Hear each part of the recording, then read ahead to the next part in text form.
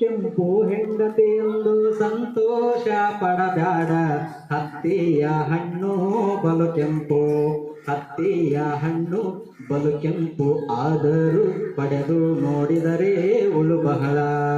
ಚೆಲುವೆ ಚೆಲುವೆ ಎಂದು ಅತಿ ಆಸೆ ಪಡಬ್ಯಾಡ, ಚೆಲುವಿದ್ದರೇನೂ ಗುಣವಿಲ್ಲ, ಚೆಲುವಿದ್ದರೇನೂ ಗುಣವಿಲ್ಲ, ಕೊಳೆ ನೀರು ತಿಳಿಯಿದ್ದರೇನೂ ರುಚಿಯಿಲ್ಲ.